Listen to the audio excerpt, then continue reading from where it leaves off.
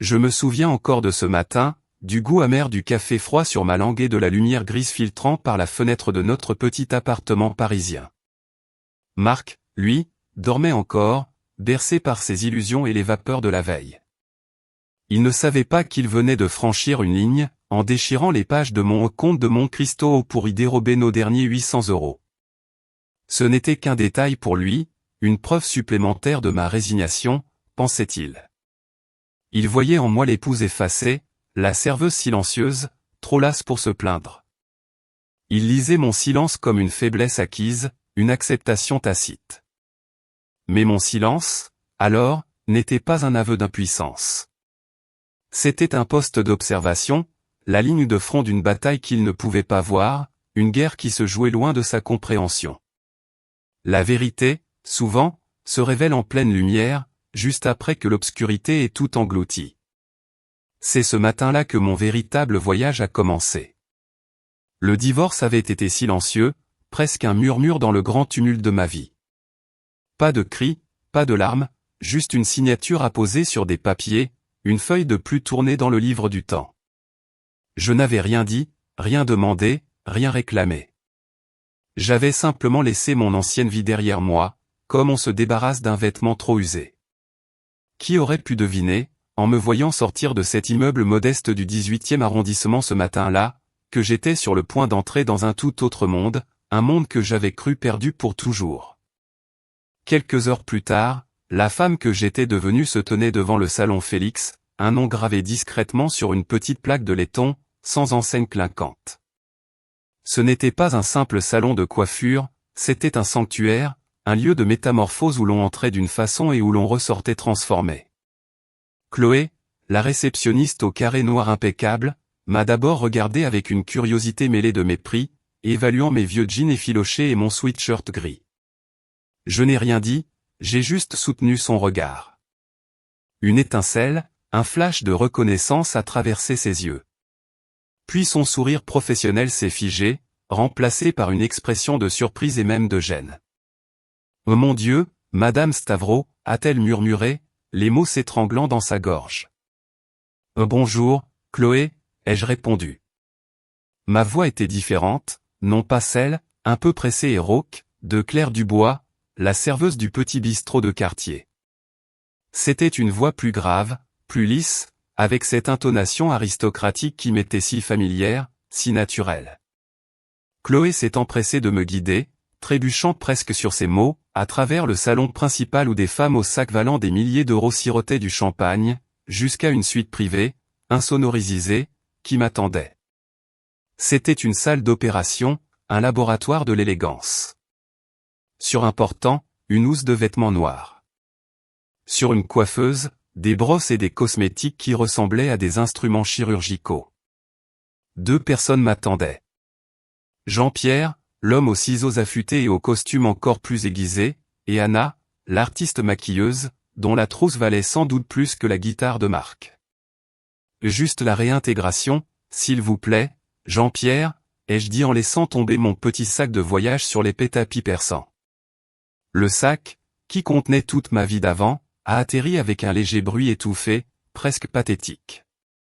Pendant les 2 heures qui ont suivi, j'ai été un projet. Jean-Pierre s'est attelé à laver 2 ans de saleté, de shampoing bon marché et de désespoir de mes cheveux. Il a soupiré devant les pointes fourchues, devant cette couleur approximative que je m'étais faite moi-même dans la petite salle de bain.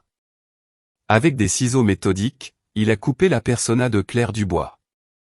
Il a restauré les longues couches stratégiques, ramenant ma couleur à son châtain profond naturel, si sombre qu'il en était presque noir, avec un éclat qui parlait de santé et d'une richesse obscène. Anna, la maquilleuse, a pris le relais. Elle n'a pas appliqué de maquillage. Elle a sculpté. Elle a effacé la fatigue, les cernes des 14 heures de travail, les signes subtils de la malnutrition. Elle a redéfini mes pommettes hautes qui avaient été cachées par une sorte d'anonymat volontaire. Elle a terminé avec un rouge à lèvres d'un rouge profond, qui semblait moins une couleur qu'un avertissement. Enfin, je me suis levé et j'ai ouvert la housse de vêtements. À l'intérieur, un tailleur pantalon Tom Ford. Le tissu était un mélange de laine et de soie bleu nuit. Ce n'était pas juste un costume, c'était une armure. J'ai retiré mes jeans et mon sweatshirt, les laissant en un tas sur le sol comme une mue de serpent. J'ai glissé dans le costume, la doublure en soie fraîche contre ma peau. J'ai boutonné le blazer structuré et élégant. J'ai enfilé mes pieds, durcis par des baskets bon marché, dans une paire d'escarpins Manolo Blahnik noirs, brutalement simples. Je me suis regardé dans le miroir. La femme qui me fixait n'était pas la fille de l'appartement modeste. Cette fille n'était qu'un fantôme, une fiction. Cette femme-là était terrifiante. Ses yeux étaient durs, intelligents et froids. Sa posture était parfaite. J'étais Claire Stavro, et j'étais revenu d'entre les morts. La voiture est-elle là, ai-je demandé à Chloé, qui se tenait près de la porte, hésitante. Oui, Madame Stavro. Michel Leblanc vous attend en bas. Bien. Facturez le compte de succession de mon père. Puis, me tournant vers Jean-Pierre, qui admirait son œuvre, j'ai ajouté, merci. Vous êtes toujours un magicien. Il est facile de polir un diamant, mademoiselle, a-t-il dit avec une légère inclinaison. Je suis sorti du salon, mes talons claquant comme une ponctuation sur le marbre. Les femmes dans la salle principale ont levé les yeux, leur regard dilaté par l'envie et la curiosité. Elles ne savaient pas qui j'étais, mais elles savaient que j'étais quelqu'un. La Maybach de 300 000 € roulait au ralenti au bord du trottoir, une anomalie silencieuse dans la rivière des taxis parisiens. Michel Leblanc, l'homme imposant au costume sombre, au nez cassé et au visage reconstruit d'un ancien agent, a ouvert la portière arrière. Madame Stavro, a-t-il dit, sa voix grave et profonde. Cela fait trop longtemps. En effet, Michel, ai-je répondu en glissant sur le cuir blanc doux et beurré. À comment va Maître Laurent? Maître Laurent est impatient, comme toujours. Et le dossier de Genève, il est sécurisé. J'ai hoché la tête. La porte s'est refermée avec un bruit pneumatique sourd, me coupant du bruit de la ville. La voiture s'est insérée silencieusement dans la circulation. J'ai regardé par la vitre teintée les gens sur le trottoir, cette femme au visage fatigué, qui ressemblait exactement à ce que j'avais été 3 heures auparavant. J'avais traversé la frontière. Le fossé entre les deux mondes n'était qu'une portière de voiture. La Maybach ne roulait pas, elle glissait, un requin silencieux naviguant dans les eaux agitées du centre de Paris. Je suis resté parfaitement immobile à l'arrière, l'odeur du cuir nappa personnalisé de la voiture et de mon nouveau parfum, Portrait of a Lady de Frédéric Malle, emplissant l'habitacle. Le silence était une bombe. Pendant 2 ans, mon monde avait été le bruit, les monologues interminables et géniards de Marc, sa musique forte et mauvaise, les disputes bruyantes des voisins, le cliquetis des assiettes au bistrot. Ce silence-là était différent. C'était le silence du pouvoir. Les vitres épaisses et laminées de la Maybach ne bloquaient pas seulement le son, elles l'effaçaient. Nous nous sommes dirigés vers le sud, vers le quartier des immeubles de luxe près de l'avenue Montaigne, ces gratte-ciel incroyablement élancés connus sous le nom d'adresse des puissants. Michel a garé la voiture dans une entrée souterraine privée et sécurisée, à côté des portes principales d'un immeuble emblématique, une colossale tour de verre qui dominait les toits de Paris. Un agent de sécurité privée, reconnaissant la voiture, a hoché la tête et a ouvert une porte en acier anonyme. Elle menait à un petit hall d'ascenseur privé, lambrissé de marbre sombre veiné. Michel a pressé un unique bouton sans marque. Il n'y a pas eu de digne. Les portes se sont simplement ouvertes et l'ascenseur a commencé son ascension, se déplaçant à une vitesse qui m'a légèrement fait tomber l'estomac. L'ascenseur ne s'est pas ouvert sur un couloir. Il s'est ouvert directement sur le ciel. Le Penthouse était un espace de 10 000 mètres carrés de verre, d'acier et de pierre, occupant la totalité du 90e étage. Les fenêtres de 7 mètres de haut offraient une vue à 360 degrés qui dominait tout Paris, de la Seine au sud à l'étendue rectangulaire verdoyante des Champs-Élysées et des jardins, déployés comme un tapis au nord. L'espace était minimaliste au point d'être monastique. Les sols étaient en béton poli, lustrés jusqu'à un éclat miroir. Le mobilier était épuré et brutaliste, un seul canapé massif, quelques chaises Le Corbusier. Sur le mur, pas de télévision, mais une seule peinture massive de 3,60 m de large, un Mark Rothko, dont les champs vibrants de cramoisi et de noir étaient une fenêtre sur un vide magnifique et terrible. Un homme se tenait devant la fenêtre, regardant vers le nord au-dessus du parc. Il était grand, mince, et vêtu non pas d'un costume, mais de l'uniforme décontracté et outrageusement cher des véritablement puissants, un col roulé en cachemire foncé, un pantalon Brunello Cucinelli anthracite, et des mocassins en cuir souple portés sans chaussettes. Il s'est retourné. Il avait peut-être 60 ans, avec un visage fin et intelligent, des cheveux argentés balayés en arrière et les yeux pâles et fixes d'un faucon. C'était maître Antoine Laurent. Il n'était pas, selon les définitions traditionnelles, un milliardaire. Il était quelque chose de bien plus dangereux, l'homme qui gérait les milliardaires. Il était avocat, arrangeur, exécuteur testamentaire de la succession Stavro, et le conseiller le plus fiable, le seul conseiller fiable du défunt père de Claire, Constantine Stavro. « Vous êtes en retard » a-t-il dit. Sa voix était comme de la glace sèche. Le chrysanthème a pris plus de temps que prévu, ai-je répondu en marchant vers lui. Mes talons résonnaient dans le vaste espace vide. Ils ne se sont pas embrassés. Ils ne se sont pas étreints. Ils se tenaient à 1 mètre l'un de l'autre, 2 statues contemplant leur domaine. « C'est fait alors » a-t-il affirmé.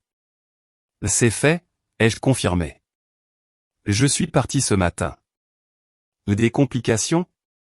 L'actif? L'actif était Marc. Aucune. Il dormait. Il ne saura même pas que je suis parti avant d'avoir faim ou d'être sobre, selon ce qui arrive en premier. Bien. Maître Laurent s'est tourné vers la fenêtre. Michel a intercepté le producteur de studio dont Marc était si excité. C'était l'un des hommes de Darius, un détective privé de banlieue parisienne de bas niveau. Pathétique. Une froide piqûre m'a traversé, mais mon expression est restée neutre. Alors, l'appartement était compromis. Il était en passe de l'être, a dit maître Laurent. Marc était une fuite de sécurité dès le jour où vous l'avez rencontré, une responsabilité ambulante et parlante. Mais il a été, pendant un temps, la couverture parfaite. Personne ne cherche Claire Stavro, héritière d'un empire maritime et logistique de 40 milliards d'euros, faisant la plonge dans un bistrot et vivant avec un musicien raté dans un immeuble ancien sans ascenseur du 18e arrondissement de Paris. Le coup de théâtre. Le grand secret. Claire Dubois n'avait jamais existé. Elle était une construction, un rôle joué par Claire Stavro, la fille unique de Constantine Stavro, décédée dans un tragique accident de bateau en mer Égée 2 ans et 1 mois auparavant. L'accident, maître Laurent l'avait confirmé en quelques heures, était un coup professionnel orchestré par le demi-frère aîné de Claire, Darius Stavro. Darius, l'enfant du premier mariage désastreux de Constantine, était une créature d'une avidité et d'un droit pur et sans mélange. Il considérait la société Stavro globale comme son droit d'aînesse et Claire comme une nuisance à éliminer. Dès la disparition de leur père, la vie de Claire était sous compte à rebours. Maître Antoine Laurent avait agi le premier. Tandis que Darius célébrait encore avec ses avocats à Genève, maître Laurent avait invoqué son pouvoir d'exécuteur testamentaire. Il avait littéralement enlevé Claire de sa chambre d'étudiante à la Sorbonne, liquidé un ensemble caché d'actifs de son père, et l'avait fait disparaître dans la saleté anonyme de Paris sous un nouveau nom, un nouveau visage, une subtile rhinoplastie et une teinture capillaire, et une nouvelle vie. Elle devait attendre, rester cachée jusqu'à ce que maître Laurent puisse légalement et logistiquement démanteler le pouvoir de Darius. Alors, ai-je dit, me déplaçant pour me tenir à ses côtés. L'attente est terminée. Oui. Maître Laurent s'est permis un sourire mince et dangereux. Dès 8 heures du matin, heure de Genève, Darius Stavro a été arrêté par les autorités fédérales suisses. Les charges comprennent 42 chefs d'accusation de fraude électronique, de détournement de fonds et, grâce aux producteurs de banlieue parisienne devenus témoins pour l'État, de complot de meurtre. J'ai fermé les yeux une seule seconde, traitant le poids des mots. 2 ans. 2 ans de ma vie à vivre dans le dénuement. À servir des œufs gras à des chauffeurs de camions en colère, à faire semblant d'aimer un homme que j'en étais venu à mépriser. Tout cela était fini. L'île est finie, a dit Maître Laurent. Ses actifs sont gelés. Ses mandataires au conseil sont en train d'être retirés à l'heure où nous parlons. Il ne reverra jamais l'extérieur d'une prison. J'ai ouvert les yeux. La vue des toits de Paris était nette, claire et magnifique. Et Marc Duval? Michel Leblanc lui rendra visite cet après-midi, un colis de départ. Marc était déjà ivre. Il s'est jeté sur moi, un bras autour de mes épaules. Chérie, tu ne croiras jamais ça. Ce producteur, tu sais, un protégé de Rick Rubin, il a écouté ma démo. Il a dit que j'étais le prochain Cobain. Il avait juste besoin d'un acompte, un dépôt de bonne foi, pour le temps de studio. 800 €. Tu imagines? Notre navire est arrivé. J'ai regardé ses yeux injectés de sang, ce mensonge pitoyable et désespéré qui s'accrochait à ses lèvres. J'avais travaillé 70 heures pour ces 800 €.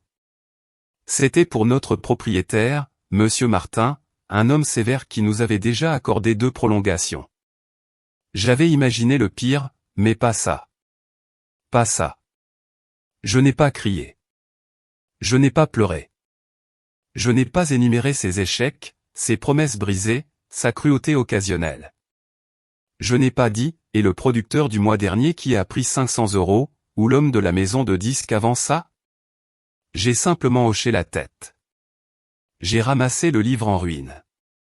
Je suis allé dans la minuscule salle de bain moisie, j'ai pris une douche et je suis allé me coucher, lui tournant le dos, tandis qu'il marmonnait des grammy et d'une maison dans les collines. Je n'ai pas dormi. J'ai juste attendu. J'ai attendu le son de sa respiration s'approfondir, la bouteille de Bourbon toucher le sol, le soleil se lever. Et maintenant, à 11h04 du matin, l'heure était venue. Le silence était la chose la plus bruyante dans l'appartement. C'était 11h04 du matin, un mardi. À l'extérieur de notre appartement parisien, Paris s'adonnait à sa symphonie habituelle de sirènes violentes, d'un marteau-piqueur lointain, du crissement des freins pneumatiques d'un bus. Mais à l'intérieur de l'appartement, le seul son était le ronflement humide et rythmé de Marc Duval. Je me tenais au centre du studio de 40 mètres carrés, un seul sac de voyage en cuir usé à mes pieds. J'étais déjà prête. Cela n'avait pas pris longtemps.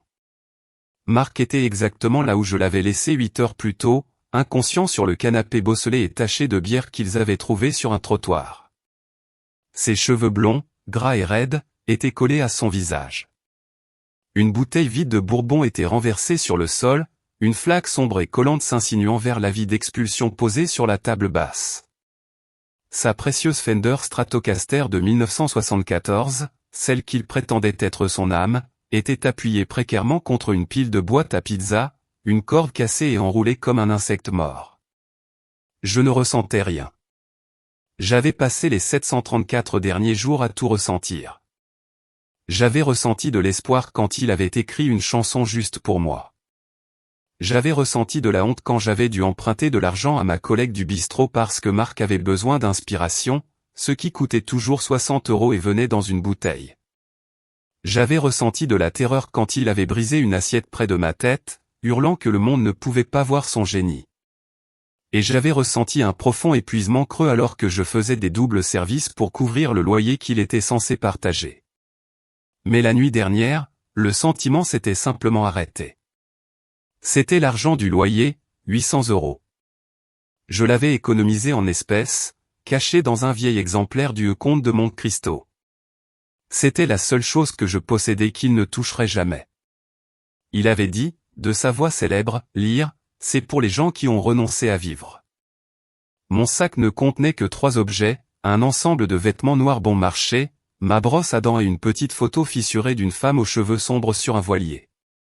La mer Méditerranée, d'un bleu éclatant, derrière elle. C'était ma mère, mon seul souvenir tangible d'un autre temps. Je me suis dirigé vers la table basse. J'ai poussé l'avis d'expulsion pour qu'il soit bien visible. Puis j'ai pris ma clé, ma dernière clé, celle qu'il n'avait pas perdue, je l'ai retirée de son anneau et l'ai posée soigneusement sur le texte rouge de l'avis final. Je l'ai regardé une dernière fois. Marc Duval, l'homme que, pendant un bref et stupide moment, je m'étais convaincu qu'il était un projet. Une âme brillante et brisée que je pouvais sauver. Un petit sourire amer a effleuré mes lèvres. Il n'était pas un projet. Il était une encre. Et j'en avais assez du fond de l'océan.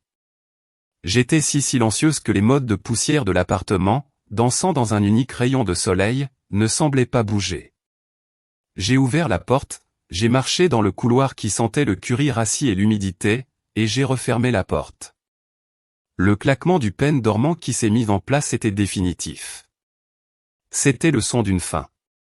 Je l'ai quitté sans une seule plainte. Je n'ai pas regardé en arrière. Le métro parisien était bondé, chaud et sentait la transpiration et le sucre brûlé. Je me tenais près des portes, agrippé à la barre horizontale. Mes vieux jeans, effilochés aux ourlets, et mon fin sweatshirt gris me rendaient invisible. J'étais juste un autre morceau de la biomasse épuisée et traînante de la ville. Les gens se pressaient contre moi, le visage enfoui dans leur téléphone, les yeux vitreux. Personne ne me voyait. Cette invisibilité avait été mon bouclier pendant 2 ans. Aujourd'hui, c'était un costume que j'étais sur le point d'ôter. J'ai voyagé dans le métro pendant 40 minutes, un trajet qui a semblé traverser des dimensions. Je ne suis pas descendu dans un quartier résidentiel, mais à Opéra, près des grands boulevards. L'afflux soudain de richesses et de surfaces polies était saisissant. Les touristes encombraient les trottoirs, et l'air sentait différemment, plus propre, imprégné de parfums coûteux et d'émanations de voitures noires. J'ai marché 2 pâtés de maison, mon pas s'accélérant, ma posture changeant à chaque pas. Mes épaules, qui avaient été courbées dans l'appartement, ont commencé à se redresser. Mon menton s'est levé. Je ne me suis pas arrêté au hall vitré et stérile d'une tour de verre. Je suis entré dans un bâtiment plus petit, discret, en pierre calcaire, et j'ai pénétré dans un salon sans enseigne, seulement une petite plaque de laiton gravée, Félix. Dès l'instant où j'ai posé le pied sur le sol de marbre blanc, la réceptionniste, une femme d'une élégance douloureuse nommée Chloé, au carré noir strict, a levé les yeux de son écran. Son sourire professionnel affaibli, remplacé par une lueur de confusion et de dégoût alors qu'elle observait mes vêtements. « Je peux vous aider ?»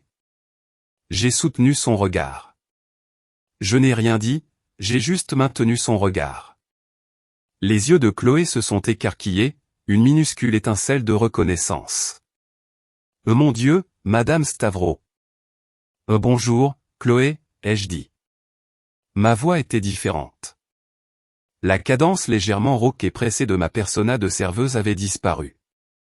À sa place, un alto grave, doux et étrangement aristocratique. Bien sûr. Par ici, s'il vous plaît. Nous avons la suite en attente pour vous. Chloé était confuse, trébuchant sur ses mots alors qu'elle me guidait à travers le salon principal où des femmes au sac à main valant des dizaines de milliers d'euros sirotaient du champagne, vers une salle VIP privée et insonorisée. La pièce m'attendait. Assise dans ce penthouse, le monde à mes pieds, une froide piqûre a traversé mon cœur quand maître Laurent a prononcé les mots. Les mots qui ont fait s'écrouler la dernière illusion que je nourrissais. Les hommes de Darius ont mené des recherches numériques pendant 2 ans. Sa voix était calme, posée, comme toujours, mais chaque syllabe portait le poids d'une révélation. Reconnaissance faciale, correspondance de mots-clés. Il cherchait toute personne correspondant à votre profil, mais vous étiez propre. Vous avez parfaitement suivi le protocole. Pas de médias sociaux, paiement en espèces uniquement, aucune empreinte numérique. Il a fait une pause, son regard perçant son dans le mien, cherchant sans doute la fissure dans mon masque d'impassibilité. La fuite, Claire, c'était Marc. Cela a toujours été Marc. Il est faible et il est vaniteux. Une faible lueur d'amertume a traversé mon esprit. Faible et vaniteux. Ces mots me le décrivaient si justement. Il y a 2 semaines, il était ivre et se plaignait sur un forum de musiciens obscurs, a poursuivi maître Laurent. Ma petite amie ne comprend pas mon article. Je suis un génie coincé dans un trou. Je sors avec quelqu'un bien en dessous de mon niveau. Un narcissisme standard. J'ai serré ma mâchoire. J'avais entendu ces phrases exactes, hurler contre moi dans les moments de colère, ou chuchoter à ses amis au téléphone avec une condescendance à peine voilée. C'était sa litanie habituelle, le refrain de son éternel échec. Mais ce n'était pas tout. Puis, il a posté une photo, a continué Maître Laurent. Les mots sont tombés comme des pierres. Une photo. Il l'a dit. Il essayait de prouver à ces inconnus d'Internet qu'il pouvait en effet avoir une jolie fille. Il a posté une photo qu'il avait prise de vous, dormant, il y a 6 mois. Vous pensiez l'avoir supprimée. Vous aviez eu une dispute. Il avait pris la photo et vous aviez brisé son téléphone. Il a apparemment sauvegardé la carte SIM. Une vague de nausée si profonde m'a saisi qu'elle m'a rendu faible. La violation. Pure et simple. Je me suis souvenu de cette nuit.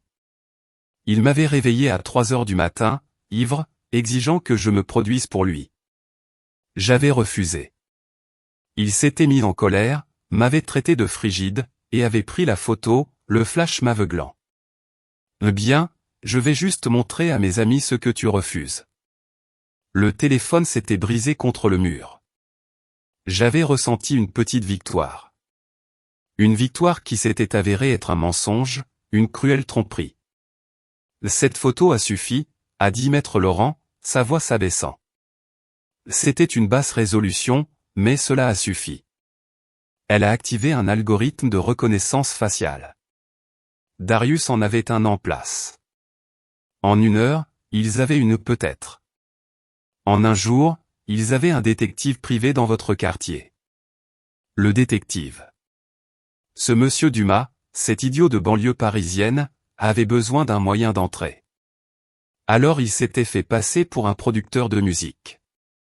Il avait trouvé Marc dans son bar habituel. Je me suis finalement dirigé, non vers l'ordinateur portable, mais vers la fenêtre. La ville en contrebas n'était qu'un flou de petites lumières insignifiantes. Marc ne l'a pas juste cru, ai-je murmuré. Non, a dit Maître Laurent, sa voix juste derrière moi. Il ne l'a pas cru. Pas au début. Le détective lui a offert 500 € pour le temps de studio. Marc a accepté. Puis le détective a dit qu'il était vraiment intéressé par la petite amie éthérée de Marc. Il a dit qu'il travaillait pour un collectionneur d'art privé qui paierait cher pour des portraits candides d'elle. Il a offert à Marc 10 000 € pour un ensemble de nouvelles photos. Haute résolution. J'ai fermé les yeux. Marc avait hésité. Maître Laurent a dit qu'il était avide, mais aussi lâche. Il était suspicieux. Alors le détective a amélioré l'offre. Il a dit que son patron était également prêt à financer un album entier, un contrat de 50 000 €. Tout ce qu'il fallait, c'était une confirmation, une preuve de qui vous étiez, d'où vous veniez. Il a montré à Marc une photo, une vraie, de vous aux côtés de votre père au Grand Prix de Monaco. Le souvenir m'a frappé. Mon père riant, son bras autour de moi. J'avais 19 ans. Je portais une robe d'été blanche et un collier de diamants. J'étais heureuse. Qu'a dit Marc, ai-je demandé, ma voix dangereusement basse. Et il a dit, je savais. Je savais qu'elle mentait. Maître Laurent a rapporté. Et il a dit au détective que vous étiez secrète. Que vous vous comportiez avec arrogance. Que vous pensiez être trop bien pour lui. Il ne l'a pas vu comme un danger, mais comme une aubaine. Il l'a vu comme la confirmation qu'il était l'être spécial qu'une princesse avait caché auprès de lui. Il pensait qu'il allait devenir riche. Les 800 €. Ce n'était pas pour le temps de studio. C'était un test. Un dernier geste de bonne foi du détective envers Marc. Apportez-moi son argent du loyer, l'argent qu'elle a caché, et je saurai que vous êtes sérieux. Je saurai que vous pouvez la contrôler. Alors nous parlerons des 50 000 €. Et Marc l'avait fait. Il avait déchiré mon livre, mon seul petit sanctuaire, et volé mes derniers euros. Non pas pour une démo, mais pour me vendre. Le silence dans le pantouf s'est étiré. J'ai observé un petit jet, une aiguille d'argent, traverser le ciel de velours sombre. L'absence de plainte, a dit doucement maître Laurent. Quand j'ai appris de mon équipe de surveillance que vous étiez simplement allé vous coucher, j'étais inquiet. Je pensais qu'il vous avait finalement brisé. Je me suis détourné de la fenêtre. Mon visage était un masque de marbre blanc et froid. Le rouge à lèvres était une entaille de violence. Brisé, ai-je dit, ma voix dégoulinant d'un venin glacial qui aurait gelé le sang de Marc. Il ne pouvait pas me briser. Il n'était pas assez important pour me briser. J'ai regardé maître Laurent. Je ne me suis pas plainte, Antoine, parce qu'on ne se plaint pas d'un insecte. On ne discute pas avec un cafard. On le piétine, c'est tout. J'en avais fini. Sa trahison, ceci. J'ai fait un geste, englobant toute l'histoire sordide. Cela ne me surprend pas. C'est la chose la plus prévisible qu'il ait jamais faite. Il a toujours été un parasite. Je ne savais juste pas à quel point il essayait de creuser. Elle portait un tailleur pantalon à cris sur mesure, d'un gris pâle et stérile, presque blanc. Ses cheveux sombres étaient tirés en un chignon strict et serré qui accentuait ses pommettes hautes et la mâchoire de son père. Son rouge à lèvres rouges était la seule couleur sur elle. Elle ne portait rien d'autre qu'une fine tablette. Elle s'est dirigée vers la tête de la table, la chaise de son père, et s'est tenue là, les mains posées sur le dossier. Elle ne s'est pas assise. Elle les a juste regardés, ses yeux se déplaçant lentement d'un visage terrifié et sceptique à l'autre. Le silence s'est étiré. C'était son silence maintenant, pas celui des appartements. C'était le silence du pouvoir absolu. « Bonjour, messieurs », a-t-elle dit. Sa voix était fraîche, claire et amplifiée par l'acoustique de la pièce. Un homme à l'autre bout, Arthur Pennington, le président par intérim du conseil, s'est raclé la gorge. Madame Stavro, Claire, au nom du conseil, nous voulons vous offrir nos plus sincères et profondes condoléances pour la perte de votre père et pour votre propre épreuve. Nous sommes soulagés de vous voir bien. L'êtes-vous, Arthur, a-t-elle répliqué. Ses yeux étaient fixés sur lui. Êtes-vous soulagé? Pennington, un homme qui avait affronté des OPA hostiles, a visiblement tressailli. Parce que moi, je ne le suis pas, Claire a continué à marcher lentement le long du côté de la table. Je ne suis pas soulagé. Je suis consterné. Mais regardez-moi, jeune femme. Un autre membre du conseil, un homme nommé Arlston, a commencé. Vous ne m'appellerez pas jeune femme, a-t-elle claqué, sa voix fendant l'air comme un fouet. Vous ne m'appellerez pas Claire. Vous vous référez à moi comme Madame Stavro ou Madame la Présidente. Je suis, depuis 9 heures ce matin, l'actionnaire majoritaire de cette entreprise. Une bombe avait explosé. Les hommes ont balbutié. Mais c'est impossible. Les actions de Darius sont gelées. L'entreprise est insolvable. Claire a tapoté sa tablette. Le gigantesque écran au bout de la pièce s'est allumé. C'était une confirmation de virement bancaire. Un seul virement de 5,4 milliards d'euros. La Stavro Global était, comme vous l'avez correctement noté, en faillite, a dit Claire calmement. Les dettes de l'entreprise, garanties par Darius, ont été exigées par un consortium de banques. Ces banques, depuis hier, ont saisi nos actifs principaux, toute notre flotte de pétroliers et nos baux portuaires dans cet immeuble. Elle a fait une minuscule pause. Il se trouve, a-t-elle dit, un petit sourire froid jouant sur ses lèvres, que j'ai récemment hérité, d'un fonds fiduciaire privé établi par mon père dont mon demi-frère ne savait rien. Ce matin, j'ai formé une nouvelle société holding.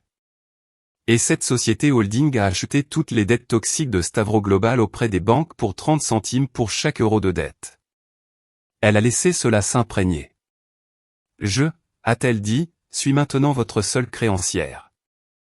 Je possède votre dette, ce qui signifie que je vous possède.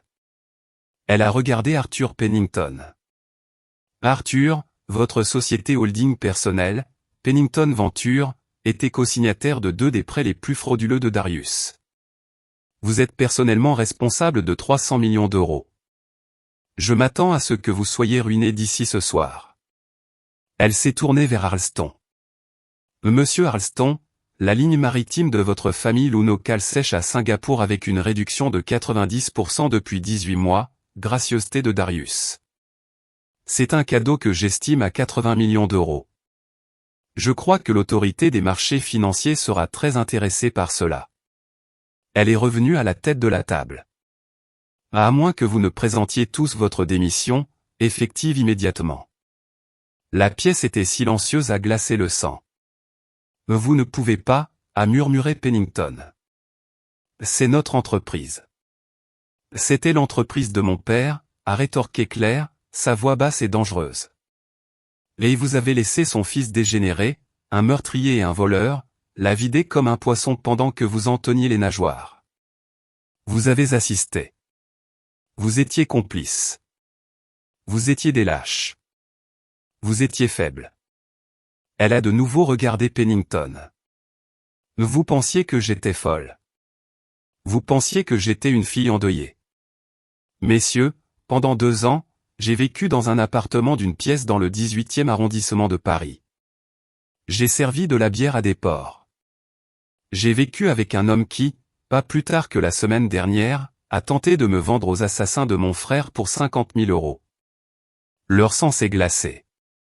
Ce n'était pas une histoire qu'ils avaient lue dans le Wall Street Journal.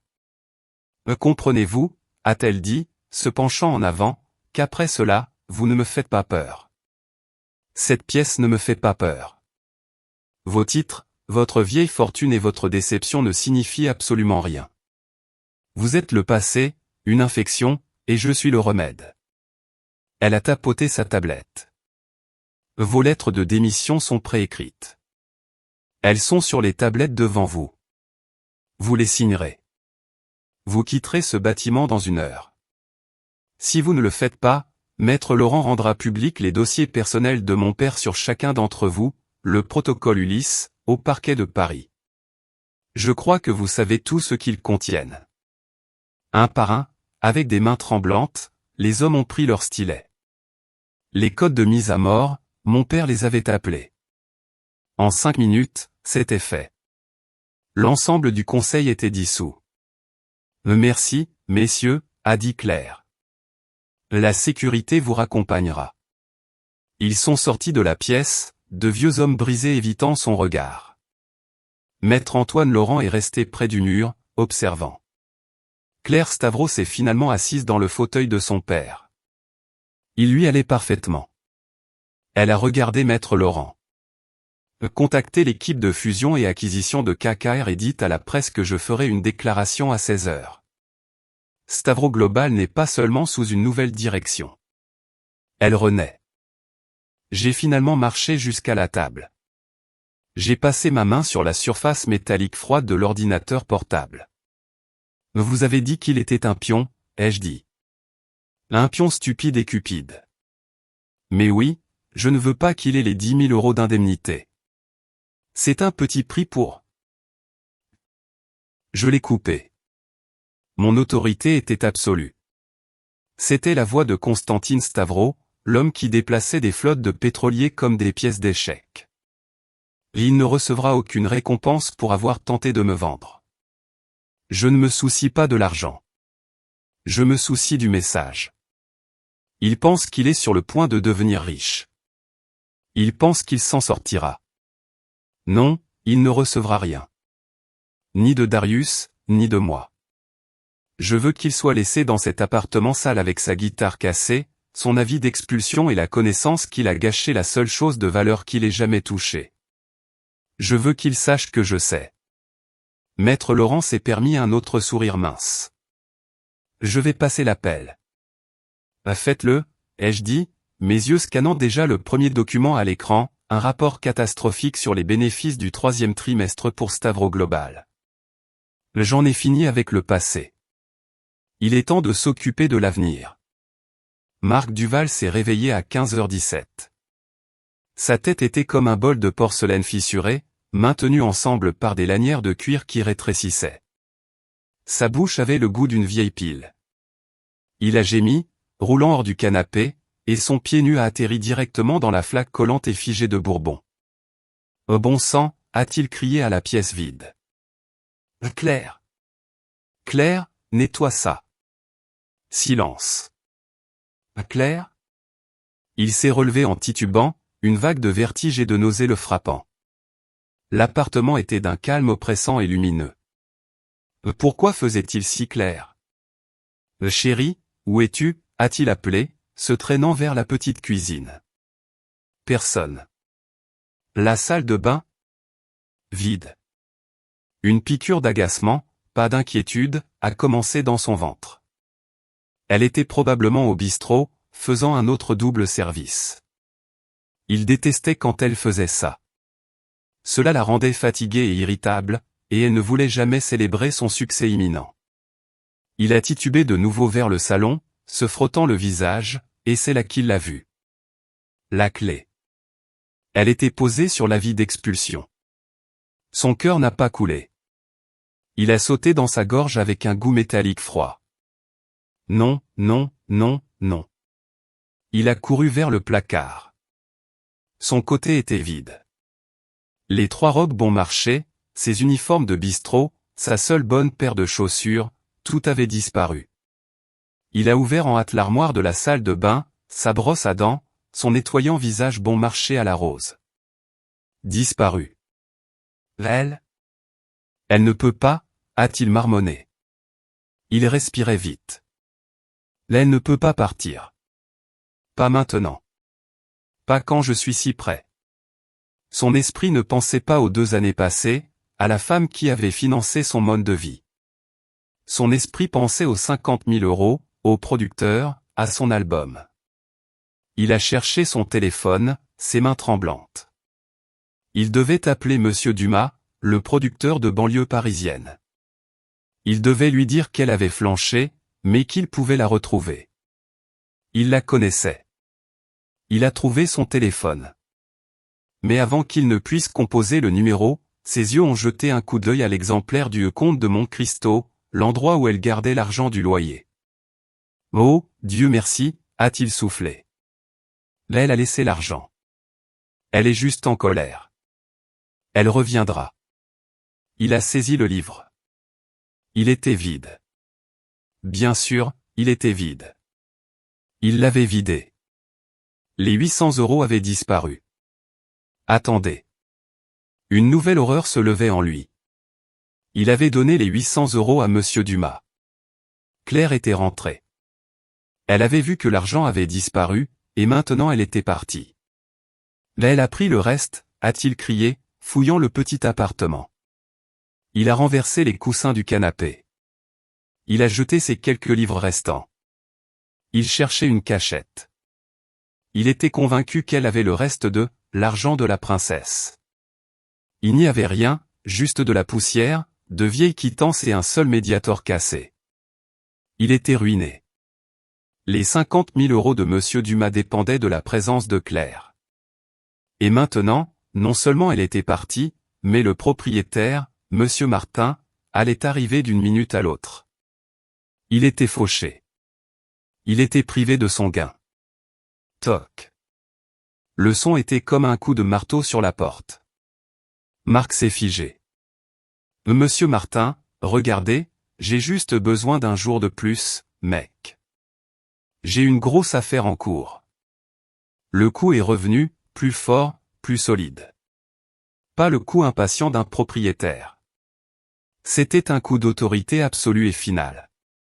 Il s'est glissé vers la porte, a regardé par le Judas, et son sang s'est transformé en eau glacée. Un homme se tenait là, un très grand homme dans un costume très noir. Il ressemblait moins à un homme qu'à un réfrigérateur enveloppé dans une élégance sur mesure. Son nez était de travers, son expression vide. « Et qui êtes-vous » a piaillé Marc à travers la porte. Monsieur Duval, a fait une voix grave. C'était l'homme du Judas, Michel Leblanc. J'ai une livraison pour vous de la part de Madame Stavro. De Claire. Une vague de soulagement si puissante qu'elle l'a affaibli a envahi Marc. Elle avait envoyé quelqu'un. Elle avait envoyé de l'argent. Bien sûr, elle le testait juste. Elle avait probablement été à un hôtel tout ce temps, attendant qu'il la supplie. Ce type. C'était le chauffeur de sa famille. C'était ça. Le jour de paix. Il a tâtonné avec les serrures et a ouvert la porte. Un sourire pathétique et graisseux plaqué sur son visage. Oh mec, Dieu merci.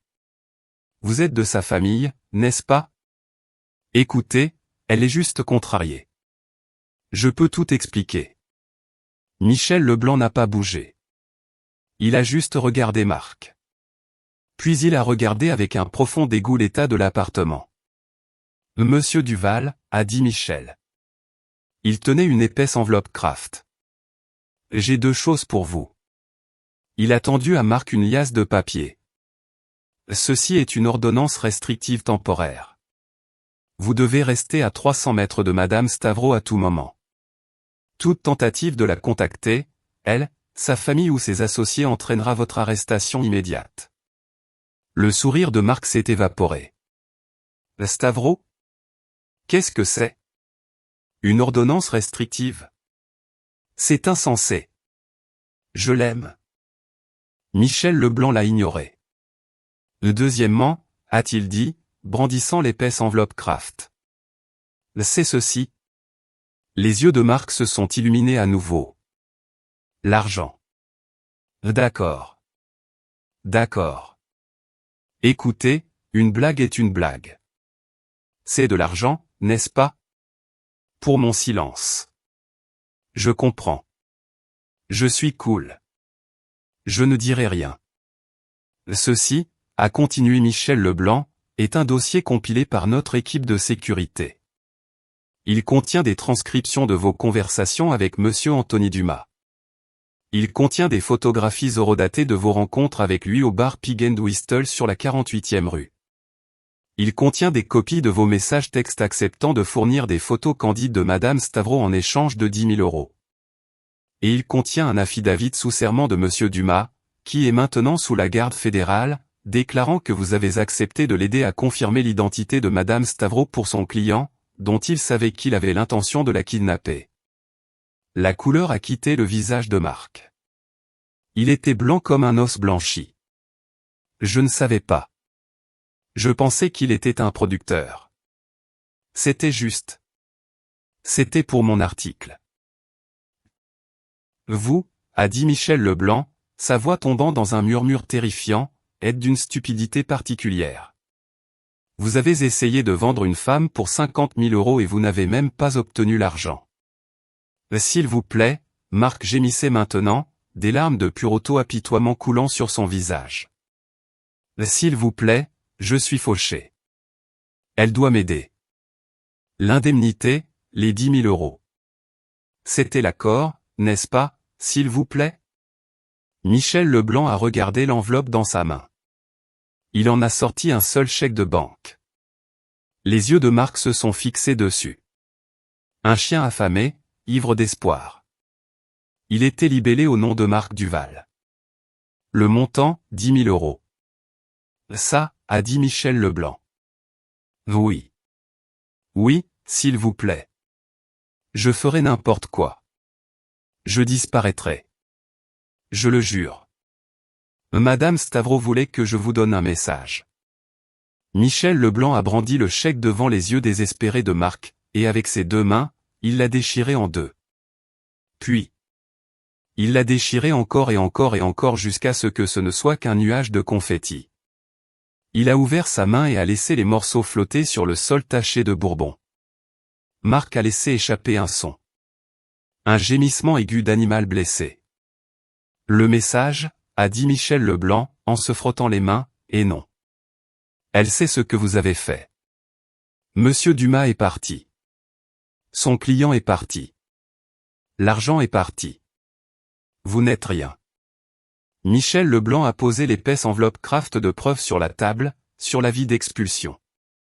Ceci est votre copie, a-t-il dit. Nous avons l'original. Si jamais vous prononcez le nom de Claire Stavro à nouveau, si jamais vous pensez à elle à nouveau, si vous ne serait-ce que poster une chanson de cœur brisé sur une fille mystérieuse sur YouTube, ce dossier ira au parquet de Paris. Le complot d'enlèvement entraîne une peine de 25 ans d'emprisonnement. Vous subirez cette perte, vous serez expulsé, et vous disparaîtrez. Vous n'êtes qu'une note de bas de page. Comprenez-vous? Mark s'était effondré sur le sol, une masse sanglotante et graisseuse au milieu des confettis de sa fortune perdue. Il se balançait d'avant en arrière, marmonnant « Je ne savais pas ». Michel Leblanc l'a regardé une seconde de plus. « Si, vous saviez », a-t-il dit.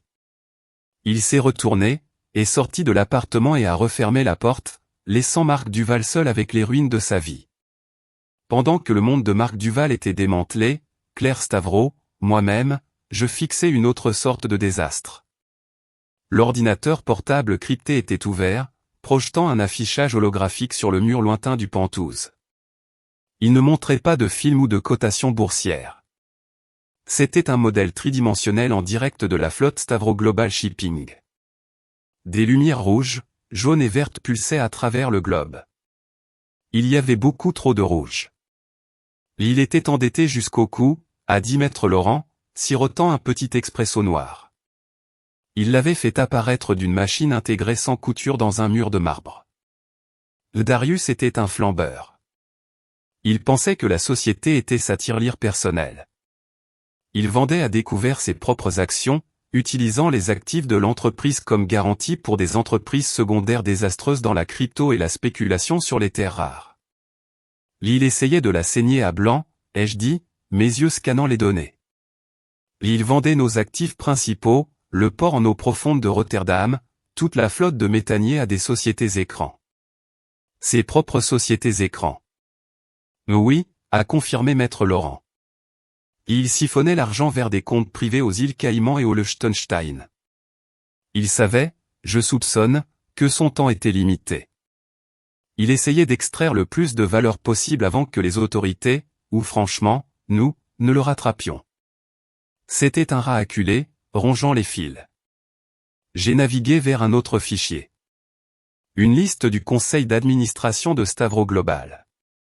Une rangée de vieux visages sévères me fixait. Et eux? Le conseil? Ils l'ont juste laissé faire? Certains étaient complices. D'anciens alliés financiers de la famille de sa mère. Ils sont en train d'être retirés. Maître Laurent a soupiré.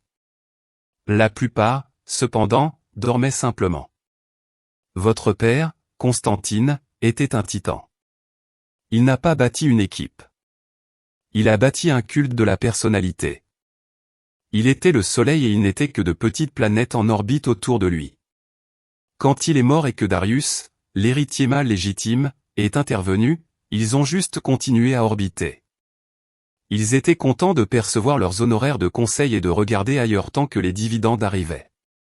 Mais les dividendes ont cessé, ai-je dit, pointant un graphique qui montrait une baisse de 90% de la valeur actionnariale sur 18 mois. À ce moment-là, il était trop tard. Darius les tenait. Il les avait impliqués dans ses premières petites fraudes.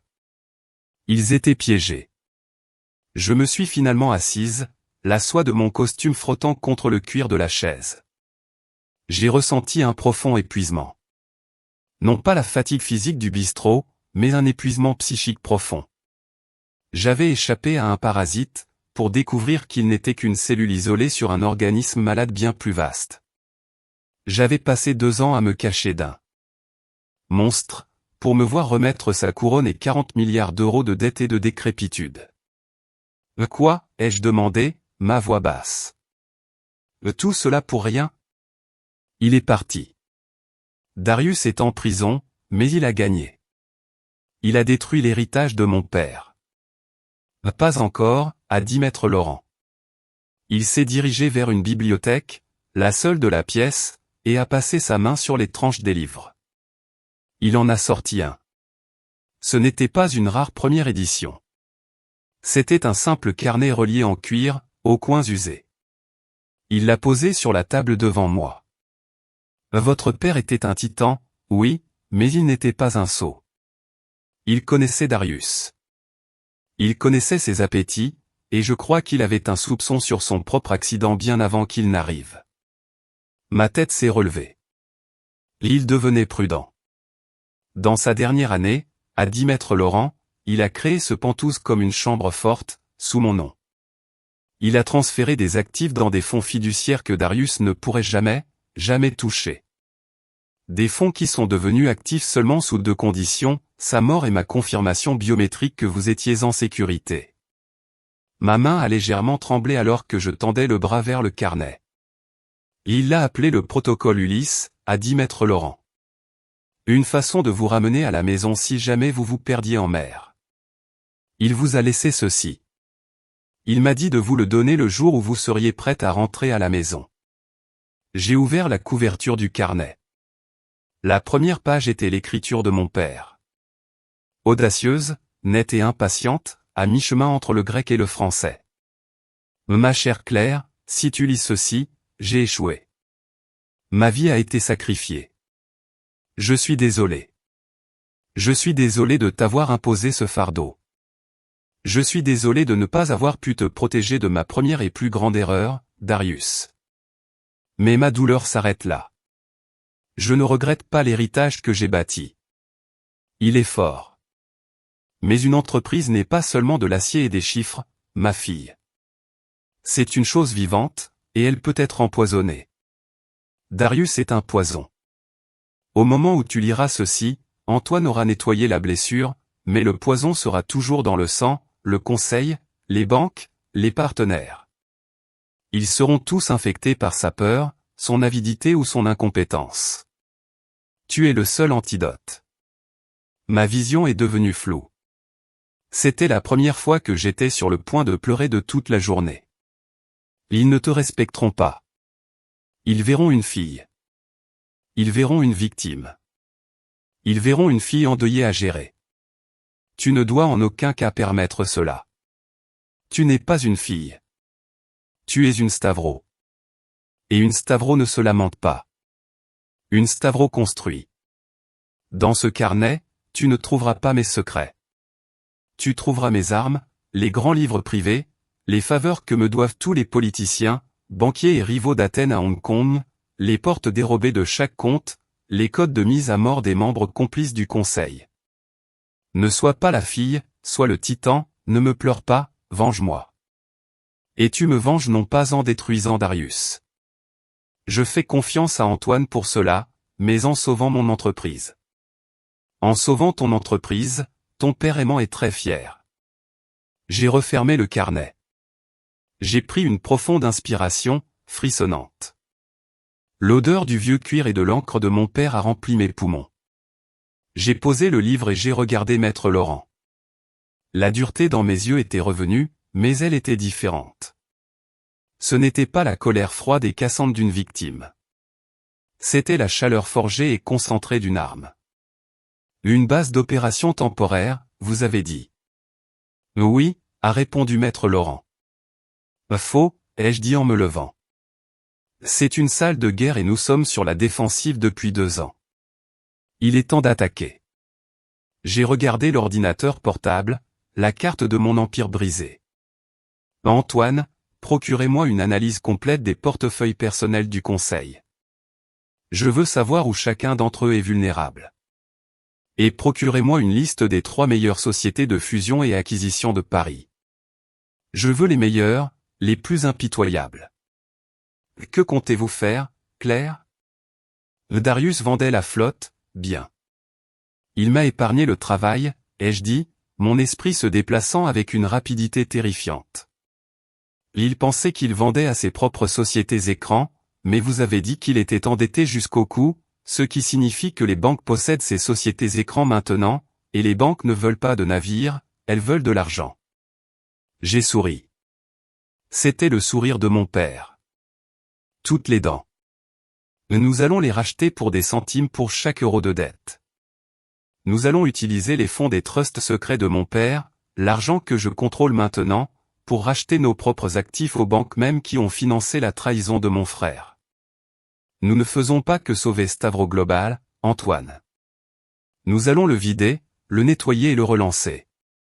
Maître Laurent m'a regardé. Ses yeux de faucon étaient pour la première fois remplis de quelque chose comme une fierté sincère. C'est une très, très grande manœuvre. C'est la seule manœuvre, ai-je dit. Mon père avait raison. Il est temps d'arrêter d'être un fantôme. Il est temps d'être un titan. 3 semaines plus tard, la salle de réunion principale de Stavro Global, située au 60e étage d'une tour de verre et d'acier dans le quartier d'affaires de la Défense à Paris, était un tombeau. Elle était lambrissée d'un acajou sombre et lourd, et une table de 15 mètres s'étendait en son centre. C'était une pièce bâtie pour l'intimidation, conçue par des hommes dans les années 1980 qui croyaient que le pouvoir était synonyme de poids et d'ombre. Assis autour de la table se trouvaient les 12 membres restants du conseil d'administration. Ils étaient, sans exception, des hommes. Ils avaient tous plus de 65 ans. C'était un monument de privilège de la vieille fortune et de panique silencieuse. Ils chuchotaient entre eux, leurs épaules en costume de soie coûteux voûté. Darius est dans une prison fédérale. L'action est radiée. Les banques ont exigé le remboursement de tous les prêts. Nous sommes insolvables. Et qui est cette fille? Qui a convoqué la réunion? La fille de Constantine. Celle qui a disparu. La rumeur dit qu'elle était dans une institution psychiatrique pendant 2 ans. Complètement folle. Maître Antoine Laurent est avec elle. C'est un coup de force. Il ne peut pas jouer avec une main vide. Nous sommes en faillite. C'est fini. Les lourdes portes en chaîne à l'extrémité de la pièce se sont ouvertes. Maître Antoine Laurent est entré le premier. Il semblait, comme toujours, sévère et impeccable. Il a pris position contre le mur, pas à la table. Il était un observateur. Puis, Claire Stavro est entrée. Le conseil est resté silencieux. Il s'attendait à la folle. Il s'attendait à une fille pâle et en larmes dans une robe de deuil noir. Il n'était pas préparé à la femme qui se tenait devant eux. Claire est retournée à son écran. Elle avait quitté Marc sans plainte parce que ses problèmes étaient, et avaient toujours été, bien plus grands que lui. Il n'était même pas une note de bas de page. L'histoire n'a jamais été celle de son entrée dans un pantouse avec un milliardaire. Elle a toujours été celle de sa sortie de son ancienne vie pour devenir la milliardaire. Le pouvoir, le trône, et elle venait de prendre sa place. L'histoire de Claire Stavro se termine ici. Que pensez-vous des décisions de Claire? Auriez-vous agi différemment à sa place? Partagez vos réflexions dans les commentaires, je les lis toujours avec une grande attention.